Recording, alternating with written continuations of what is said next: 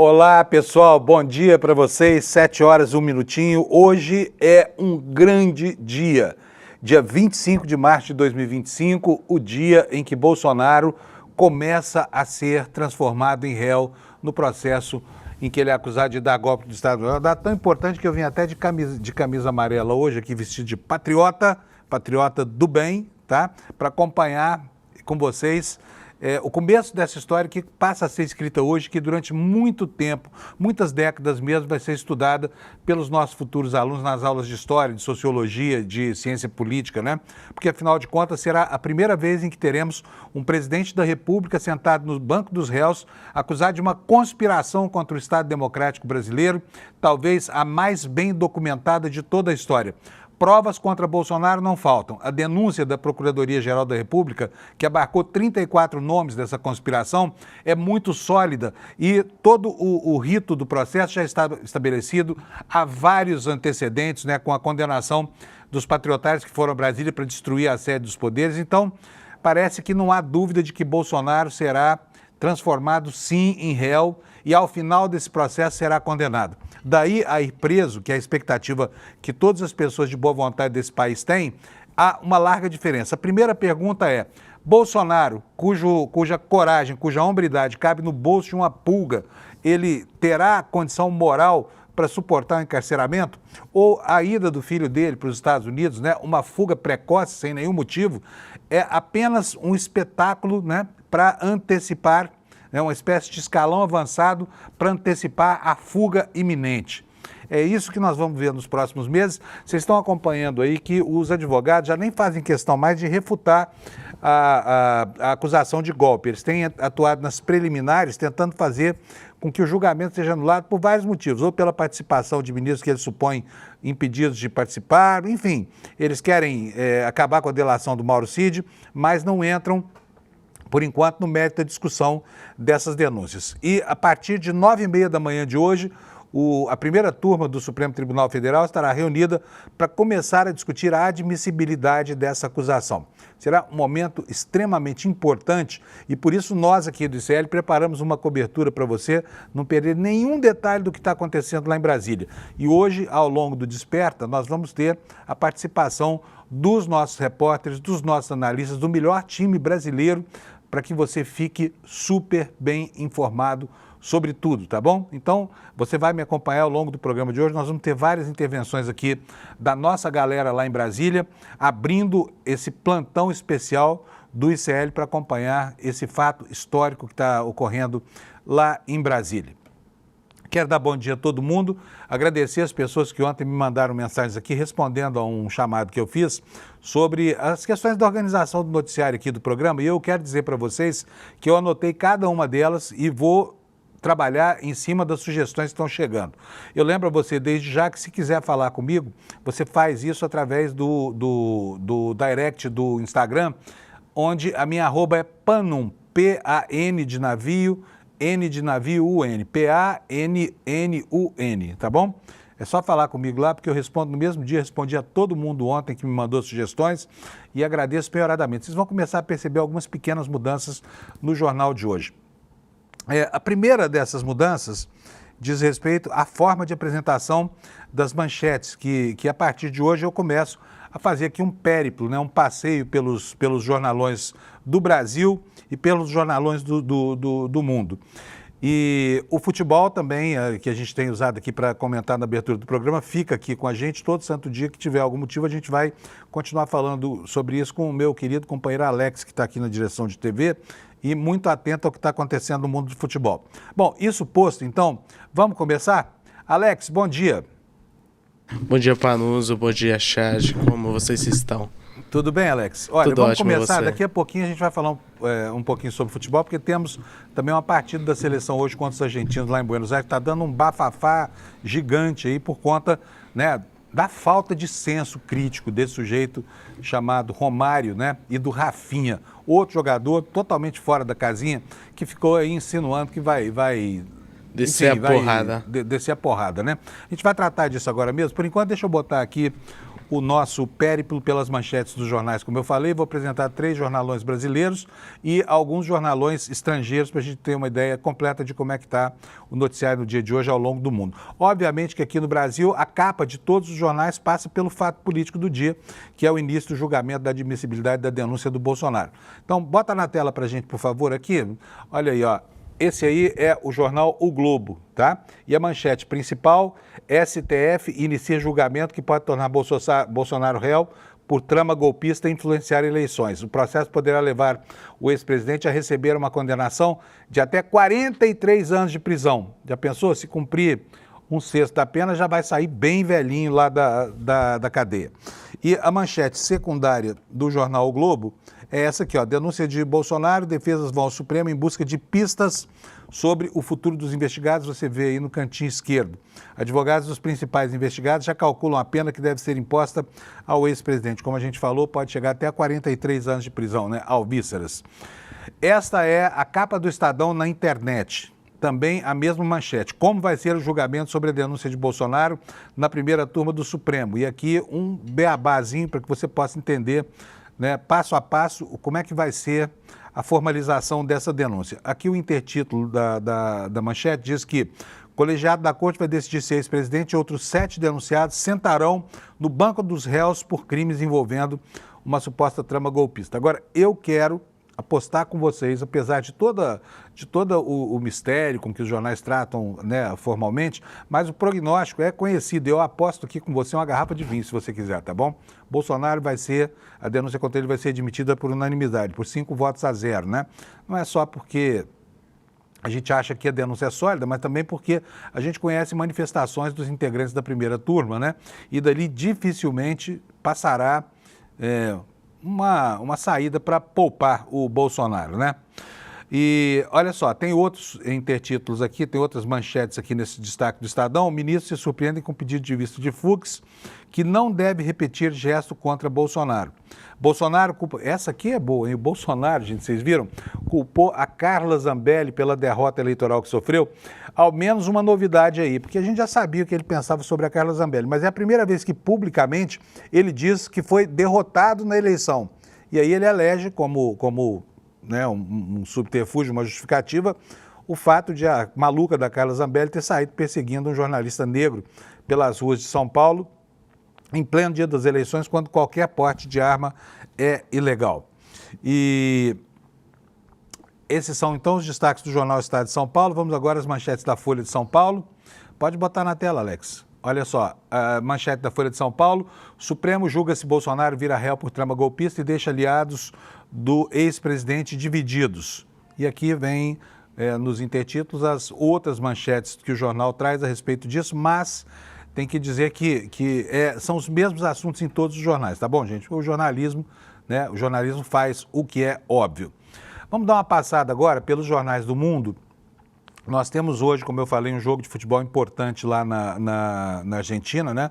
O Brasil vai enfrentar a Argentina, mas esse assunto, embora esteja irritando muito, e com razão, né, os nossos irmãos, ele não é o assunto principal na capa dos jornais lá. Você sabe que os argentinos são loucos com futebol, né?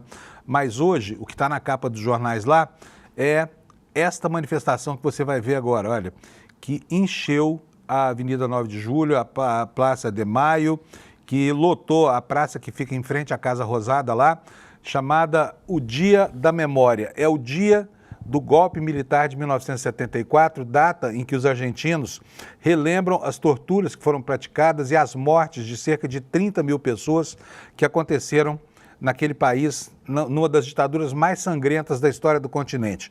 O que é que diz hoje a manchete principal do Página 12, que hoje é praticamente o único jornal que ainda resiste, né, à onda ultraliberal, à onda anarcocapitalista que varre a Argentina. Diz aqui o destaque do Página 12. Uma multidão enorme e multicolorida lotou não apenas a Praça de Maio, mas todo o centro de Buenos Aires com sua emocionante celebração da memória, da verdade e da justiça, e seu repúdio às políticas repressivas e negacionistas do governo Milei. A cerimônia foi repetida por todo o país, transformando-se em uma onda avassaladora de demanda democrática. Olha, a popularidade do Milei está morro abaixo, né, gente? Por quê? Além de toda a catástrofe que ele provocou na economia do país, em nome do combate à inflação, ele se meteu a promover golpes contra a própria população argentina com o lançamento daquela moeda digital, né? Que há cerca de um mês levou mais de 4 bilhões da poupança de investidores na Argentina e ao redor do globo. O presidente Milei foi atuar como uma espécie de youtuber, de influencer, e levou as pessoas a um equívoco, né? Caíram numa arapuca aqui armada, inclusive por um ex-assessor direto dele, uma pessoa que se gaba de ser assessor dele. Desde então, Milei tem enfrentado várias dificuldades lá. Houve primeiro um protesto de aposentados e agora essa manifestação reunindo centenas de milhares de pessoas lá nas ruas centrais de Buenos Aires, né? Portanto, a gente vê aqui, procurei hoje nas capas dos jornais da Argentina referências ao jogo que vai acontecer lá, mas não encontrei nada. Ontem, o Milei fez mais um ato de provocação. E esse ato está expresso na página do Clarim, que não noticia criticamente nada disso. O que ele fez? Ele desclassificou as informações do arquivo público da ditadura, tá? E levantou com isso uma enorme desconfiança. Por que o Milei fez isso, né? Ele desclassificou arquivos que tentam macular a reação à ditadura. Mas será que vem por aí também uma liberação de todos os documentos, como aconteceu nos Estados Unidos? Porque isso aqui é um modelo, né? O Trump faz lá em cima, com a liberação dos documentos classificados sobre o assassinato de Kennedy, o Milei repercute aqui embaixo, abrindo arquivos da ditadura que supostamente beneficiam os torturadores e aqueles que atuaram na repressão aos movimentos de esquerda na Argentina ao longo de todo o período ditatorial. E o Clarim está informando aqui para a gente também que o governo assegurou que também vai desclassificar, mas ainda não desclassificou, as informações oficiais sobre os nazistas que se instalaram na Argentina. E como a gente sabe, a Argentina foi um grande refúgio, né? Virou um vale-acolto de nazistas depois da Segunda Guerra Mundial. Muitos deles viveram lá tranquilamente, alguns poucos foram recapturados, caso, por exemplo, do Eichmann, que vivia na Argentina e foi preso e sequestrado por agentes do Mossad, né? Então, o Milei, por enquanto, só prometeu isso, né? Mas as desconfianças são muito grandes. Todos dizem que o que ele quer, na verdade, é macular a memória daqueles que lutaram contra essa ditadura e que acabaram morrendo, foram torturados, foram presos, muitos deles sem direito sequer a um julgamento. Esta que você vai ver agora é a manchete, a página central do Washington Post na internet. E olha, nos Estados Unidos aconteceu um caso que é um caso digno de filme de pastelão, sabe aqueles filmes de 007 ao contrário? Pois é, o que aconteceu? Está aí na capa do Washington Post, esse é o assunto em todos os jornais americanos hoje. Vocês acreditam que, olha, um grupo de militares de altíssima patente criou, né, um grupo no mensageiro Signal, que é uma espécie de WhatsApp que vocês sabem, vocês já conhecem, eles usam isso como alternativa ao Zap quando ele cai, né? Então, o Signal é o aplicativo por excelência em que trafegam informações consideradas informações sensíveis. Por quê? Porque ele tem uma criptografia muito avançada, que não permite, mas não adianta nada ter toda essa proteção se as mentes brilhantes que envolvem os segredos colocam nesses grupos um jornalista. Então os caras vão discutir plano de guerra nos Estados Unidos, põem um jornalista lá para participar do grupo, e um jornalista de um veículo periférico lá dos Estados Unidos. E aí acontece isso que está aqui expresso na capa do Washington Post. Olha, autoridades de Trump compartilharam planos militares em bate-papo não classificado com um jornalista. Eles não sabiam que o jornalista estava lá, tá? O Atlantic, que é o órgão para o qual trabalha esse jornalista, informou que seu principal editor foi acidentalmente adicionado a um grupo de bate-papo no qual a equipe de segurança nacional do presidente planejava atacar o Iêmen. Então, estão lá discutindo como é que vai ser o ataque ao Iêmen e o jornalista do Atlantic lá na moita, na miúda, participando da discussão toda, né? E olha, e aí o jornal traz aqui um artigo opinativo em que diz o seguinte, ó, como os oficiais devem discutir os planos militares? E afirma, não pelo Signal, dizem os especialistas. Ou seja, os caras têm tantos canais lá para performar essa comunicação, escolhem justo o aplicativo público, ainda botam um jornalista dentro. Olha, né? Vamos lá, olha só. Então tá aqui manchete do New York Times também, o mesmo assunto, tá? E essa foto aí é uma foto que ilustra o ataque das forças dos marines americanos às tropas iemenitas, né? Os terroristas iemenitas. E a manchete aqui ao lado, você vê, está dizendo, a Hegseth revelou planos secretos de guerra em um bate-papo em grupo. O lead da matéria diz o seguinte: altos funcionários do governo discutiram planos para ataques militares no Iêmen em um bate-papo em grupo não autorizado que incluiu erroneamente o principal editor do The Atlantic. É mole? Isso aconteceu lá nos Estados Unidos, hein? Imagina só como é que o governo Trump está sendo objeto agora, né, de gozação, né, as pessoas tirando sarro aqui, porque é uma situação bastante estúpida essa. Vamos ver o The Guardian lá em Londres, né? A mesma coisa, olha aí, ó, outra manchete. The Guardian está do outro lado do Oceano Pacífico, né? Grande erro, indignação após Casa Branca enviar acidentalmente planos de guerra a jornalista. Vazamento de segurança desencadeia uma raiva bipartidária após o The Atlantic revelar que autoridades inadvertidamente transmitiram planos militares altamente confidenciais. Vamos para a Espanha agora com El País, que hoje é o maior jornal da Europa, né?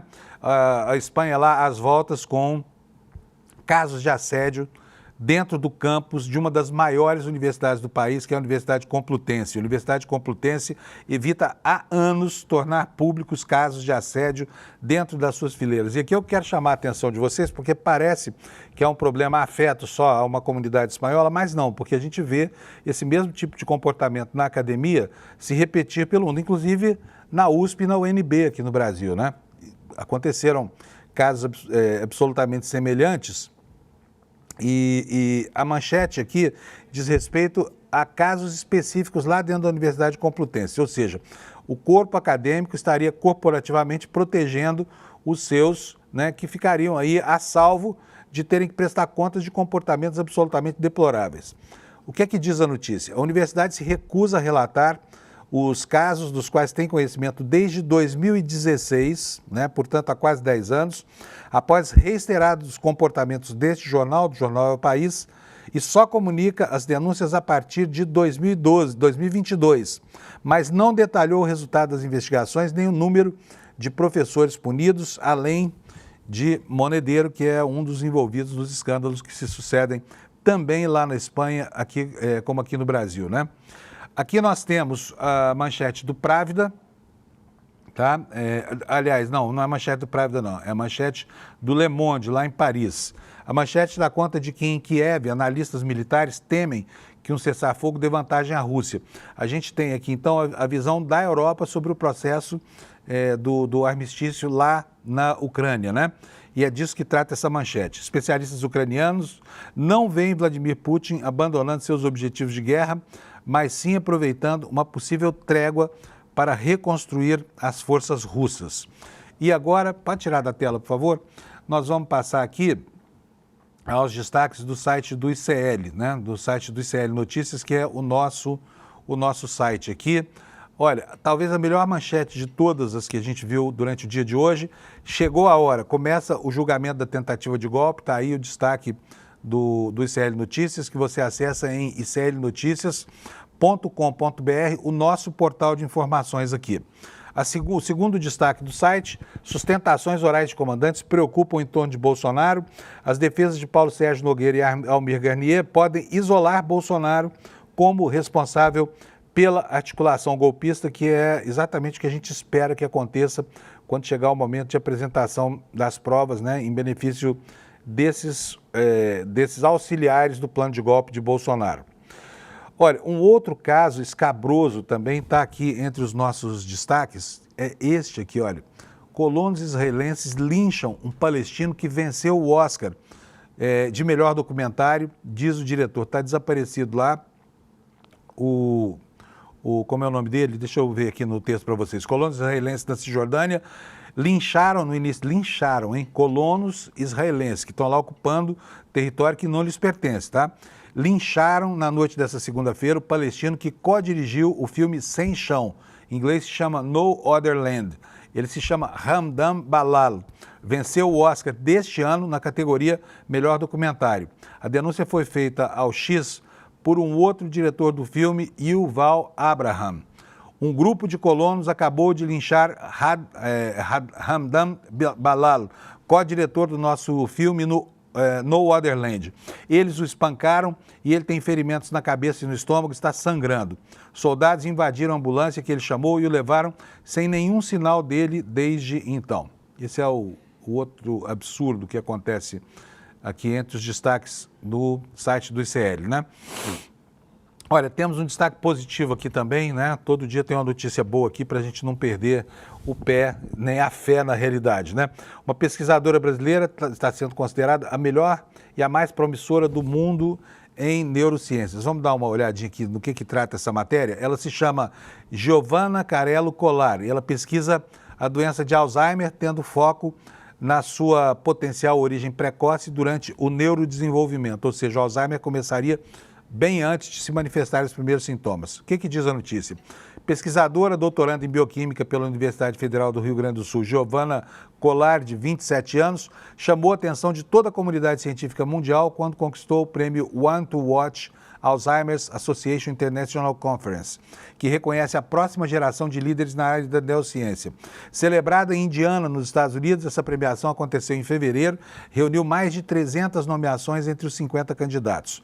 O reconhecimento na prática significa que ela é vista como a pesquisadora mais promissora do mundo nessa área. O objeto da pesquisa de Giovanna são fatores protetores e de resiliência na doença de Alzheimer, com foco na origem potencial precoce durante o neurodesenvolvimento. Será que nós estamos todos condenados, então, ao Alzheimer? Hein, gente? Na senescência, na velhice, né? E, bom, então aí os destaques para você do site do ICL. Agora eu vou falar um pouquinho sobre o futebol, porque aconteceu algo inacreditável ontem. Alex, está por aí, Alex? Vamos ver o nosso personal advisor. Está preparado? Está preparado para falar sobre o que nós vamos falar agora? Pior que eu estou. Então vamos colocar primeiro o vídeo, né? 2 antas no ar você vai ver. 2 celebridades da bobagem, da boquirrotice, tá? Para nos esse vídeo a gente não tem. O vídeo do Romário, mandei para você aí. Deixa eu ver aqui. Vê aí se acha aí, porque tá aí com vocês, o vídeo do Romário. Se não tiver, a gente fala depois, não tem problema. Não tá aí não? Tá bom, então vou mostrar para vocês daqui a pouquinho, porque esse vídeo realmente é algo inacreditável. Vou já antecipar aqui, depois eu mostro, tá? O seguinte, o Romário tem um podcast, esse podcast inclusive é patrocinado por uma empresa de betting, né? Que é uma lástima, fala sério. E aí ele recebeu o Rafinha. Quem é o Rafinha, Alex? Rafinha é o atacante meio-campista do Barcelona, que está numa temporada fantástica na Europa. Bom, pois é, está numa temporada fantástica de boca fechada, né? Porque aqui é de uma infelicidade gigante. Então, o que o Romário pergunta para ele? Fala, você vai dar porrada nos argentinos? Não é literalmente, mas é isso, tá? Ele fala, claro, vou meter. E o Romário pergunta, mas dentro e fora do campo? E o cara fala, é dentro e fora do campo. E o Romário diz assim, ó, porque argentino tem que tratar na porrada mesmo, porque eles são os maiores adversários do Brasil. Sim. É mais ou menos, é um diálogo infeliz, né? O que você achou dessa conversa, hein, Alex? Eu achei uma declaração infeliz, porque ele primeiro menciona se sem o Messi, se o Rafinha vai descer a porrada.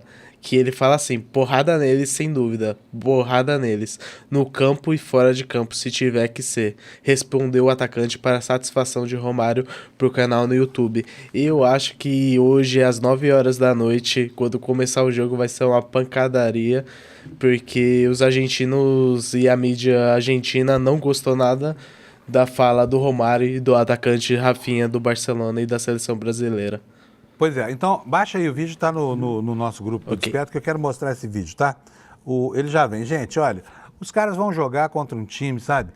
A seleção brasileira não ganha deles lá em território argentino desde 1995, sabe?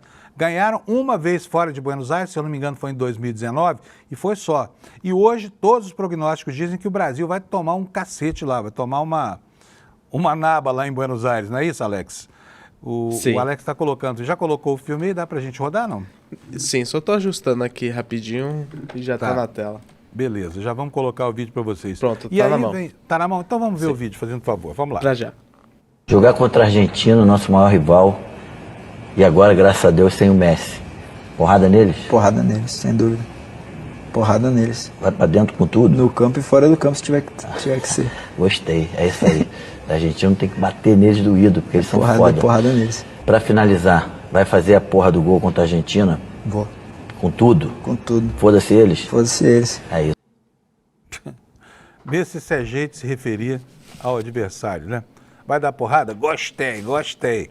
Que sujeito debochado esse Romário. Nunca fui com a cara dele, não. O que você acha disso, hein, Alex? Eu acho, foi o que eu falei anteriormente, a porrada vai comer solta.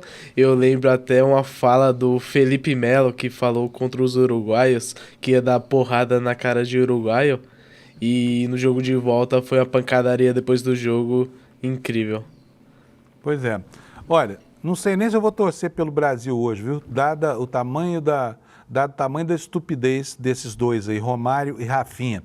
Eu só espero que na pancadaria, que certamente já tem um motivo para acontecer, ninguém se machuque hoje, porque afinal de contas o esporte é futebol. Não é vale tudo, tá? Ganha quem faz gol, quem joga melhor, não é quem dá porrada dentro e fora do campo, né? Sim. E lembrando que nos últimos jogos, Brasil e Argentina, não tá rolando nada de jogo, e sim só pancadaria, infelizmente. Pois é. Muito bem. Vamos lá. Ainda no campo do futebol, obrigado, viu, Alex? Nós temos aqui uma notícia boa, né? O Pedro Severino, que é aquele atleta que estava na UTI, saiu da ventilação mecânica, né? E o boletim médico foi divulgado ontem à noite, diz que o quadro de saúde do jogador é estável, embora o quadro neurológico ainda inspire cuidados, né? O Pedro Severino é aquele jogador do Bragantino, como você está vendo aí na nossa manchete. Então a notícia é alvissareira e auspiciosa para aqueles que gostam de palavrinhas mais complicadas, né? Já que estamos tratando de futebol, vamos começar o noticiário aqui mostrando o que foi que aconteceu ontem lá na Argentina. Eu vou recorrer aqui. Gente, é incrível, né? Porque eu procurei nos jornalões brasileiros nenhuma referência a essa aqui. Portanto, quem lê os jornais fica desinformado. Não sei se está lá no canto da 52ª página na internet, mas está bem na manchete do site do Brasil de Fato, no Brasil de Fato. Está aí com vocês, milhares de argentinos tomaram as ruas de Buenos Aires em protesto contra Milei, numa marcha histórica em homenagem às vítimas da ditadura. Multidão relembrou os 30 mil desaparecidos e rejeitou os cortes que o governo Milei promoveu no orçamento, repetindo o bordão ditadura nunca mais. Olha, vocês podem ver que essa foto aqui, em frente à Casa Rosada, olha, ela registra aí, né, o tamanho da multidão que se reunia aí para protestar contra o Milei. E o que é que diz a notícia? O ato principal aconteceu na emblemática Plaza de Mayo, onde uma multidão lotou as ruas de Buenos Aires em uma das maiores manifestações dos últimos anos.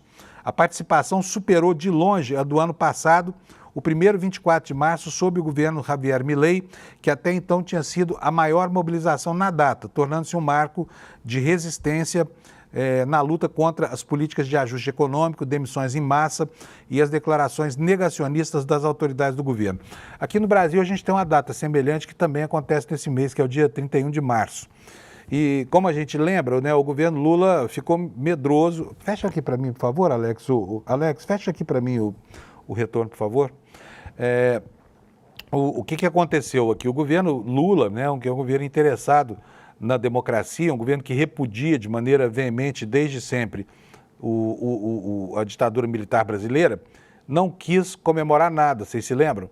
E ontem na Argentina foi essa multidão para a rua. Será que nós brasileiros que vivemos aqui entre, né, o inferno e a caldeirinha, a gente é capaz de promover uma manifestação assim? Os progressistas brasileiros iriam, como os argentinos foram para a rua no dia 31 de março, dar uma demonstração inequívoca do seu repúdio à ditadura, à tortura e aos assassinatos que aqui como lá também aconteceram em grande número, embora não se possa nem comparar em termos de ferocidade a ditadura argentina com a ditadura brasileira, né? A deles foi muito pior.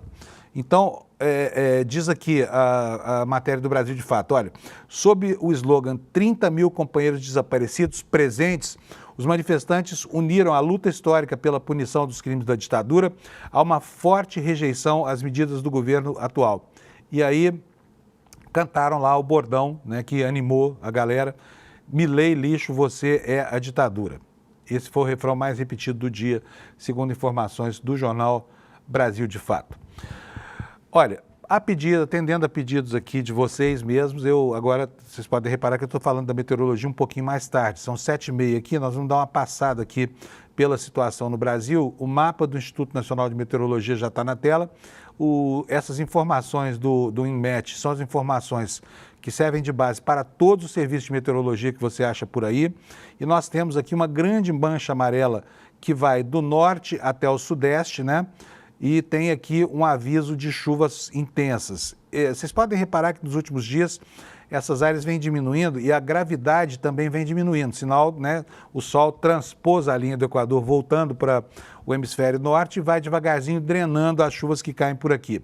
Então nós teremos um dia mais seco no Brasil, com chuva nessas áreas e nenhum alerta severo, pelo menos por enquanto. Vamos ver rapidamente como é que fica a previsão do tempo. Olha aqui, ó, nós temos áreas de muita chuva previstas aqui no extremo oeste do Brasil, entre o Mato Grosso e o Paraná. E teremos chuva bastante lá no extremo norte, depois chuva nessa área intermediária. Nós teremos um dia nublado nas capitais do Nordeste e fresquinho, cheio de nuvens aqui na região sudeste, também no sul do Brasil. Como é que ficam as temperaturas? Porto Alegre, máxima de 26, Curitiba, 28, São Paulo, 30 graus. Vamos ver Florianópolis aqui com quanto fica. Florianópolis com 28 graus, o Rio de Janeiro com 32 graus de máxima, Vitória com 35, Belo Horizonte com 29, Brasília com 25 de máxima, fresquinho lá em Brasília hoje, hein? 31 graus em Goiânia, Campo Grande com 30 graus, Porto Velho com 31, Rio Branco com 33, Manaus com 33 também, lá em cima, Boa Vista, lá em Roraima, com 35 graus, Macapá 33, Belém do Pará com 33 também, São Luís 32, Teresina 33. E as capitais do Nordeste, aquela beleza, todas elas entre 32 e 30 graus, com chuvas mais nas capitais mais ao sul, né? Sergipe, Salvador e Maceió, e nas demais dia nublado, com temperatura fresca. Essa é então a previsão da meteorologia. Olha, vamos entrar no assunto do dia. Eu sei que você está esperando, a gente vai falar bastante sobre o julgamento aqui que começa hoje. Chegou a hora, como eu já mostrei, é a manchete do nosso site e esse é o motivo do trabalho que nós vamos começar, que já começou a partir de agora, envolvendo todo o time daqui do ICL. E a nossa equipe já está mobilizada lá em Brasília, muita gente chegando já ao Supremo Tribunal Federal para começar a cobertura. Eu vou pedir ao Alex que posicione para a gente, olha aí a imagem do Supremo Tribunal Federal, bonita imagem, né? Essa imagem é nossa, Alex, agora de manhã já? Isso, a nossa produção encaminhou, já está todo mundo a postos para esse grande evento que acontecerá hoje. Então, Brasília lá com algumas nuvens no céu, né? O sol despontando lá no horizonte, e essa aí é a Praça dos Três Poderes. Você vê agora a imagem do Palácio do Planalto. Está tudo tranquilo lá por enquanto, começando o dia lá em Brasília. E a Heloísa Vilela, muito gentilmente, atendeu a um pedido meu e vai dar uma geralzona sobre o que a gente pode esperar desse julgamento. Bom dia, Heloísa. Oi, Panúzio. Pois é, a gente vai acompanhar muito de perto todo esse julgamento aqui no Supremo Tribunal Federal.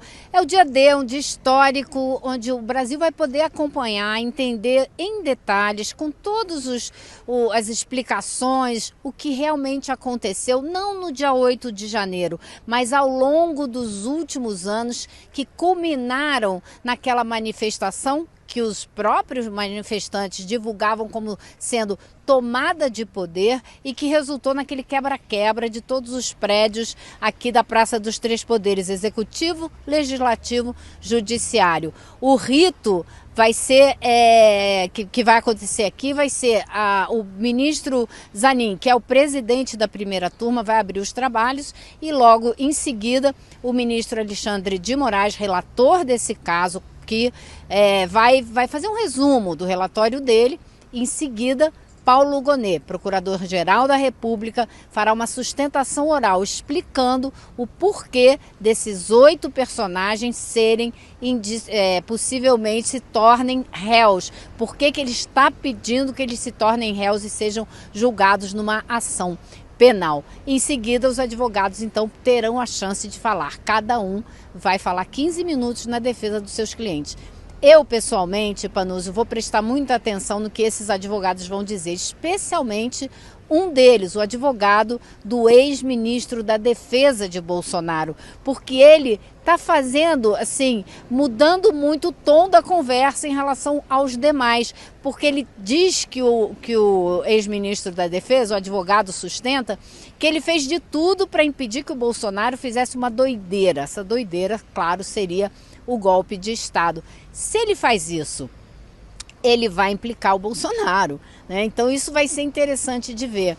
A gente vai também ter o depoimento, a defesa do Alexandre Ramagem, que hoje é deputado federal e era o homem responsável pela ABIN de Bolsonaro, que criou aquela ABIN paralela, que monitorava não só políticos adversários de Bolsonaro, como jornalistas também.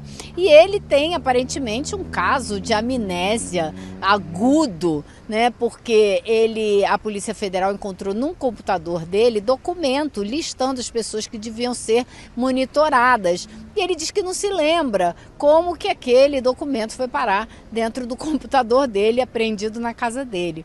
Bom, são muitas coisas que a gente vai ouvir. Bolsonaro, o advogado dele, diz que não existem provas concretas do envolvimento dele. Para mim, uma minuta golpista que ele editou e aprovou já é prova suficiente, né? A mesma coisa Garnier. Garnier diz que o advogado dele diz que são, esqueci até o termo que ele usa, como se ouvido por terceiros. Espera aí.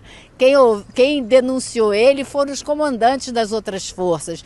Então, assim por diante, né? São muitas coisas que a gente vai ter que prestar atenção e que vão deixar muito claro para a população brasileira o que aconteceu e como a gente chegou nesse ponto. Bolsonaro já fazia do STF seu grande inimigo desde a época que era candidato a presidente. Então existe aí um longo histórico. Ninguém está aqui julgando o que aconteceu no 8 de janeiro, e sim o que aconteceu ao longo dos últimos anos, que culminou no 8 de janeiro. É um processo histórico pensado com estratégia, com tática, inclusive muitas delas que estavam lá descritas literalmente passo a passo no diário, na agenda do general Augusto Heleno. Então vai ser muito importante, histórico, uma verdadeira aula de história ao vivo, e a gente vai acompanhar tudo muito de perto. Panuzzi.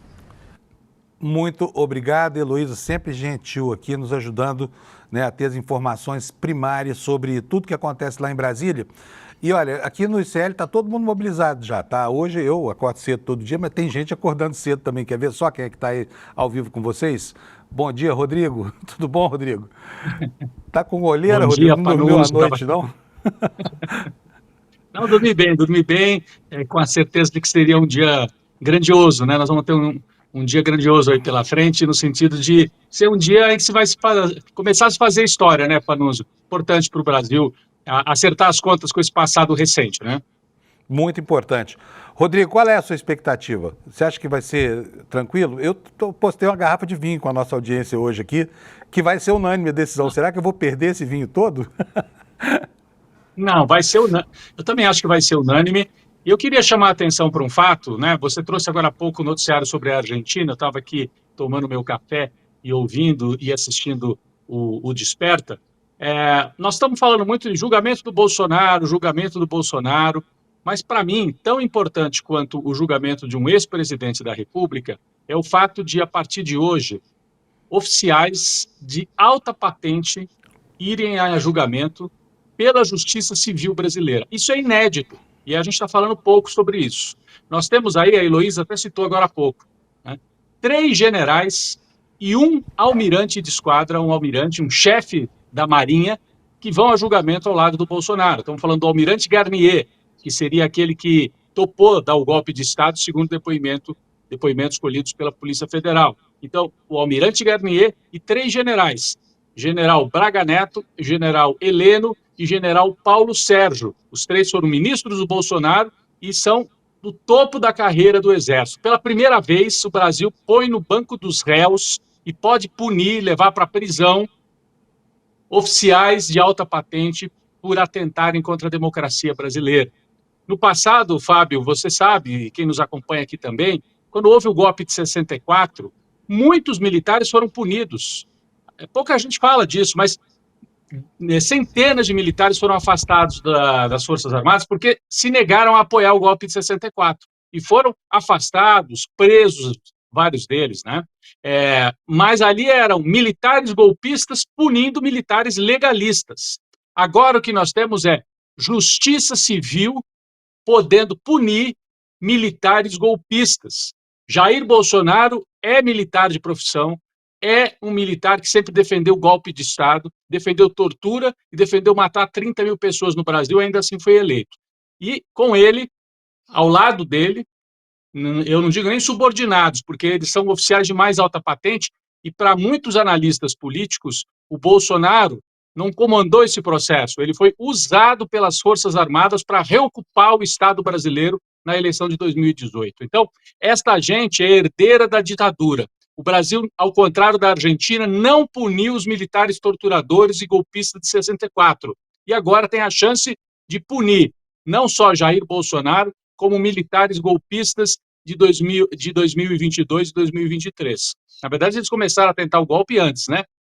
Em 2021, quando o Bolsonaro vai para a Avenida Paulista e faz aquele discurso nefasto, dizendo acabou, xinga o Alexandre de Moraes, diz que não ia mais atender e nem respeitar nenhuma ordem do Supremo. Então, esse presidente e essa turba de militares, né, golpistas, vai a julgamento. E é sempre irônico a gente lembrar que, alguns anos antes, o filho do Jair estava dizendo que para fechar o Supremo bastava um cabo e um soldado.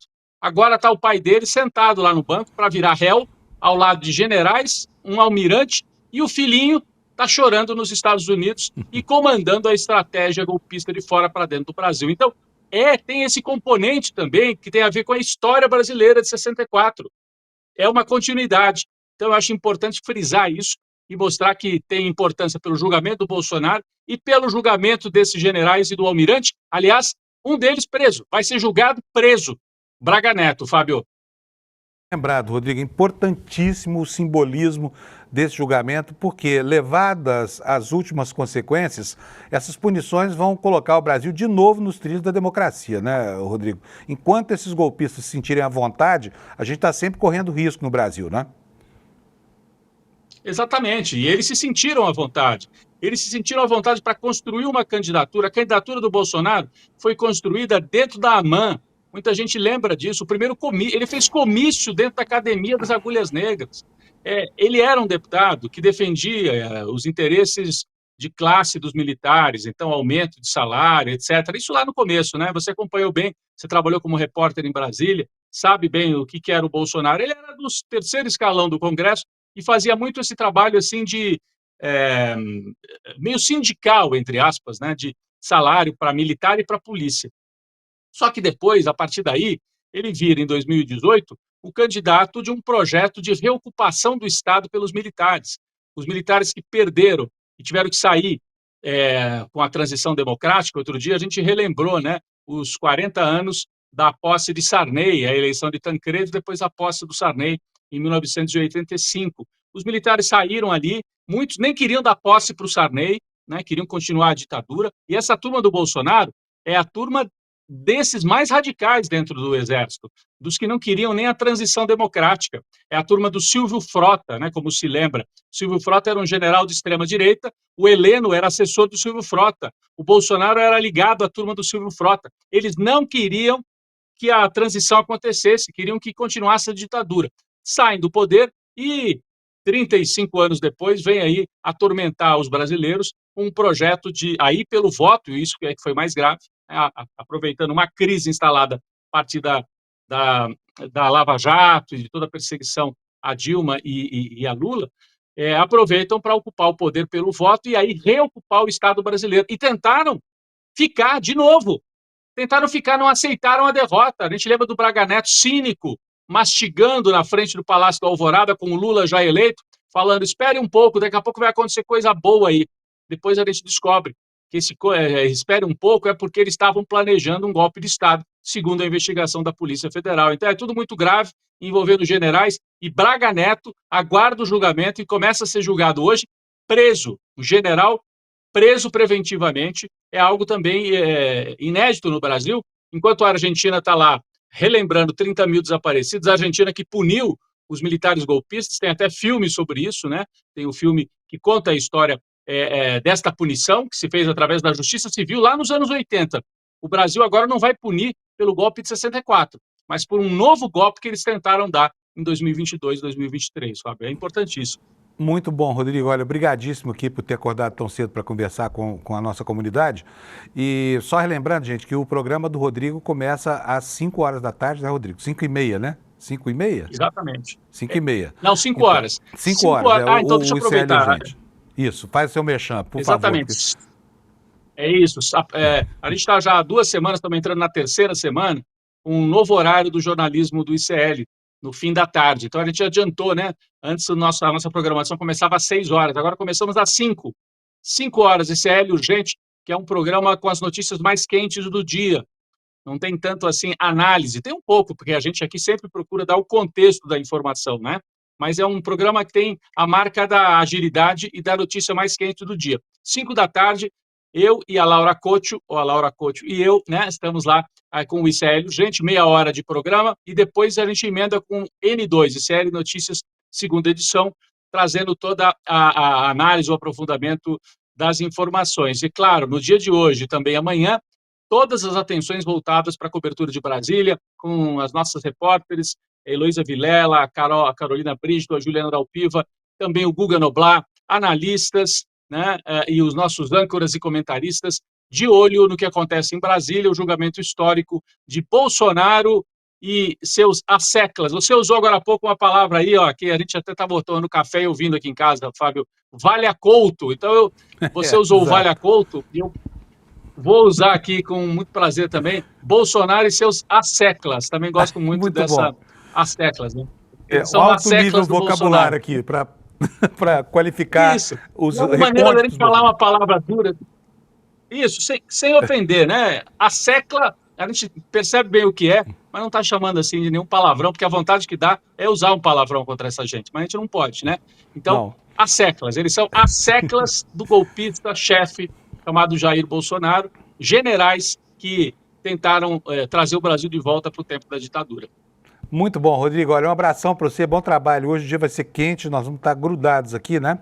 E boa sorte lá. Isso. Tá ótimo o ICL Urgente.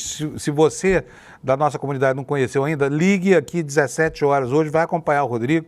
É a melhor informação e a análise dele, Rodrigo, vocês sabem que não poderia haver ninguém mais honesto e competente para fazer a análise dos fatos do dia do Brasil. Rodrigo, um abração para você então, tá?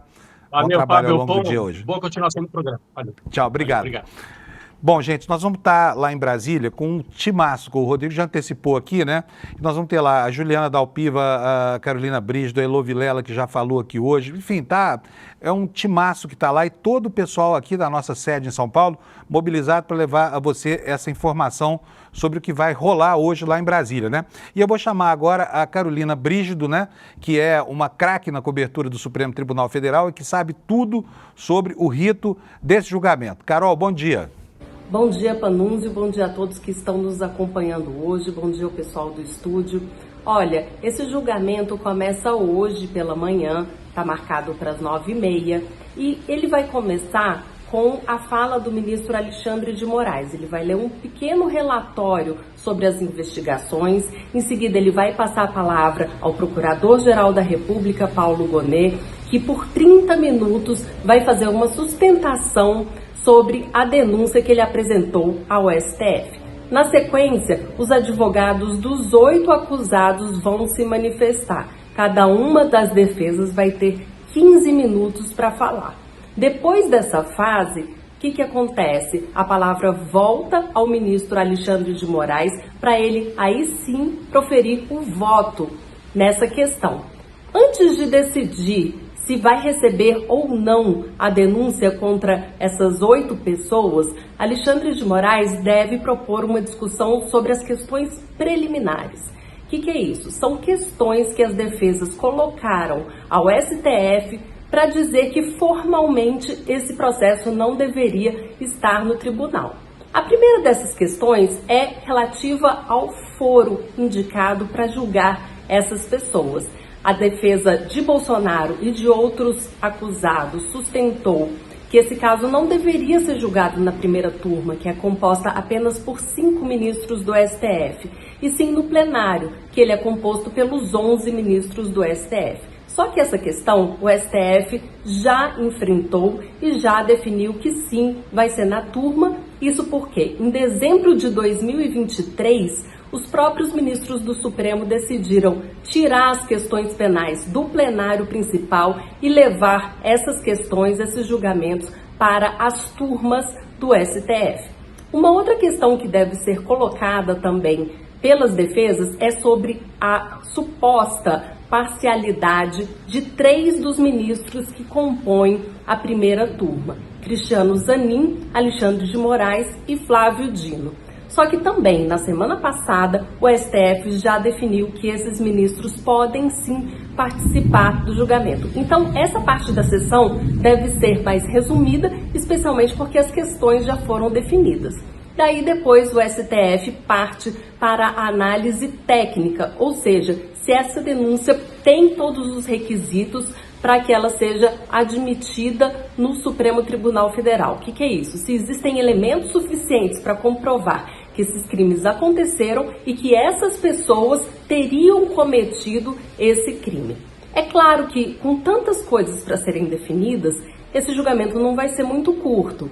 Ele deve começar na terça-feira pela manhã, segue até a tarde da terça-feira e a previsão é que vá até quarta-feira de manhã e encerre por volta do meio-dia. Se não der tempo, eles podem também se estender por quarta-feira à tarde. Agora, o que é importante a gente elucidar, que não é Bolsonaro e essas 7 pessoas que estão em julgamento. O que está em julgamento é a denúncia, se ela vai ser recebida ou não pelo STF. Em caso de recebimento, que é a tendência que a gente tem ouvido dentro do STF, vai ser aberta uma ação penal contra essas 8 pessoas e aí sim vai ser inaugurada uma nova fase investigativa para comprovar ou não tudo que a PGR falou na denúncia. Vocês já viram como é que vai ser a cobertura aqui, mas tem muito mais, né? Vou chamar agora o César Callejon, que você conhece tão bem, para falar para a gente qual é o sentido exemplativo, o sentido histórico e simbólico desse julgamento. Callejon, bom dia. Olá, comunidade de CL. Bom dia para você que desperta nesse momento com o Fábio Panunzio. Atendendo ao pedido do Panunzio, eu vou fazer uma fala breve para vocês, considerando o porquê que eu entendo que o julgamento que começa hoje é absolutamente histórico no Brasil.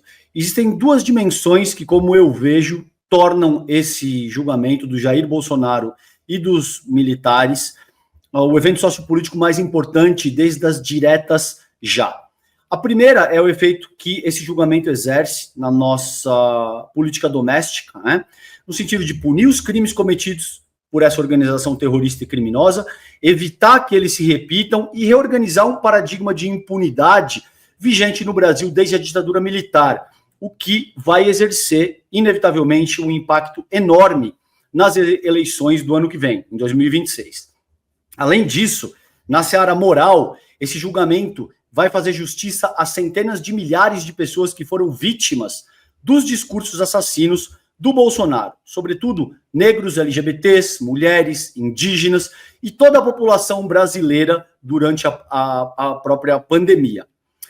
Além disso, condenar o Jair Bolsonaro a décadas de cadeia significará enviar uma resposta forte contra tudo o que o bolsonarismo representa. Ou seja, a versão brasileira de uma direita neonazi-fascista transnacional que usa o ódio, o racismo, a xenofobia, a misoginia e o dogma religioso como plataforma política para destruir os estados democráticos de direito via redes sociais digitais em várias partes do mundo, como vocês muito bem sabem que está acontecendo nesse exato momento. A partir dessa semana, a partir de hoje, o Brasil tem a chance de mostrar ao planeta como um Estado-nação pode enfrentar as oligarquias do grande capital e das big techs para manter as suas respectivas soberanias nacionais. O mundo inteiro está olhando. Um beijo, fiquem bem, tchau, tchau. Valeu, Callejon, muito obrigado. Outro personagem que vai estar de olho no julgamento de hoje é o Guga Noblat, com todo o seu fair play, a sua alegria, né? E a acidez das suas críticas, que não é pouca. Guga, bom dia para você. Bom dia, Panunzio. Bom dia a toda a audiência do Desperta. Só não vamos, claro, desejar bom dia para ele, Jair Messias Bolsonaro. Daqui a pouco, 9h30 da manhã, começa o julgamento lá na primeira turma do STF para decidir se aceita ou não a denúncia contra Jair Messias Bolsonaro. Se aceitar, ele vira réu por 5 crimes, entre eles tentativa de golpe de Estado e abolição violenta do Estado Democrático de Direito. Somada a todas as penas, quem sabe Jair pode chegar a 40 anos, aproximadamente 40 anos de prisão. E não tem só o Jair Messias Bolsonaro, tem também o chamado núcleo duro do golpe, são outros 7 nomes que também articularam o golpe com Jair. Entre eles tem, claro, Braga Neto, o que mandava na Casa Civil, Anderson Torres, que foi ministro da Justiça do Bolsonaro, tem o general Heleno. Então, todos eles hoje estão de olho neste julgamento que começa logo mais e que a gente já imagina, já sabe, já pode prever o resultado. Amanhã, provavelmente amanhã, já que são 2 sessões reservadas no STF para julgar hoje o Jair Bolsonaro e o grupo dele, e mais uma sessão amanhã, que é quando deve terminar esse julgamento, e amanhã ele deve se tornar réu por 5-0.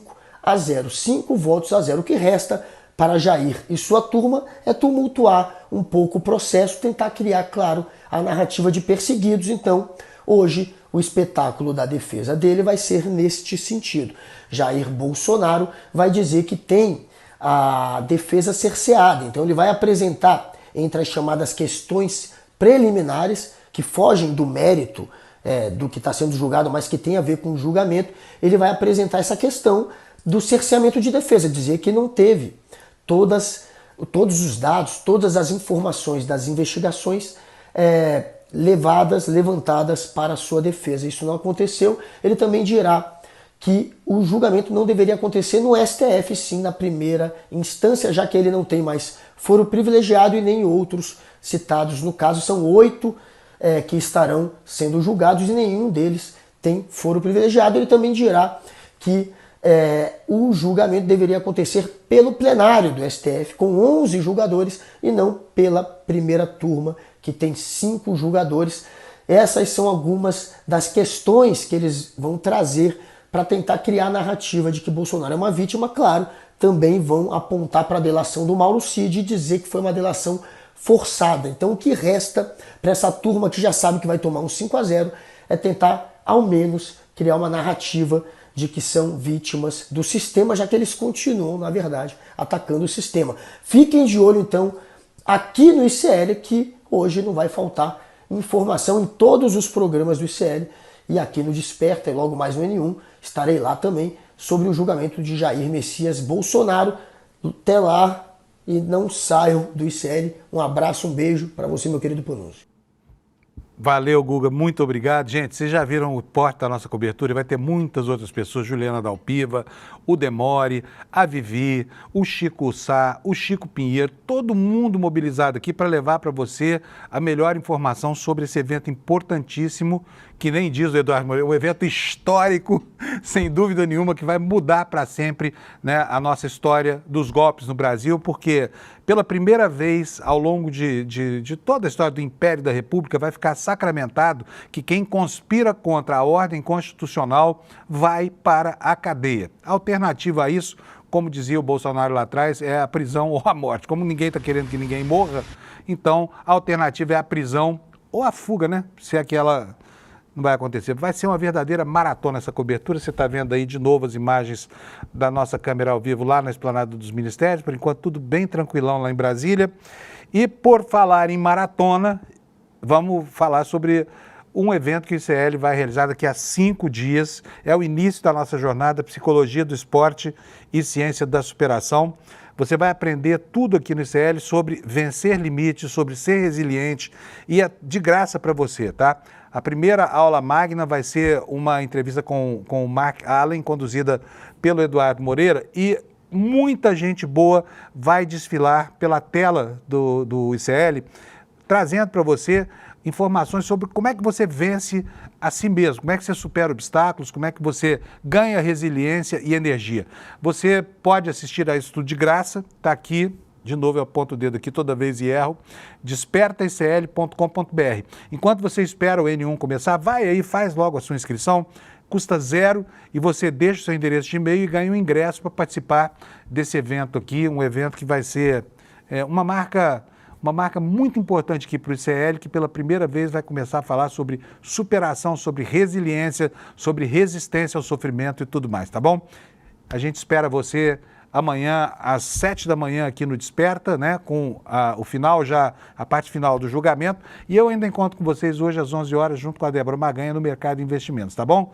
Bom dia para todo mundo, fiquem aqui no ICL porque informação não vai faltar. Tchau! Fala, meu irmão, minha irmã, tudo bem? Você fica preocupado com os seus filhos, que eles estão se tornando sedentários, que só mexem ali na tela, no computador, ou quando às vezes seus filhos são um pouco mais velhos, eles entraram nessa onda de querer trabalhar e estão descuidando da saúde, quando eram mais jovens faziam esportes. Deixa eu dar uma dica para vocês. No dia 30 de março, a gente vai iniciar uma jornada esportiva, mas que tem uma aula inaugural que é aberta para todo mundo assistir, o Mark Allen, o maior triatleta de todos os tempos. Ele venceu 6 vezes o Ironman no Havaí. E ele traz ferramentas e conceitos para todo mundo poder aplicar na vida e buscar uma performance esportiva melhor, mas mais do que isso, esse gosto pela atividade física, pelo esporte e essa melhoria na saúde que todo mundo pode ter. Então, dá essa dica para os filhos de vocês assistirem essa aula gratuita.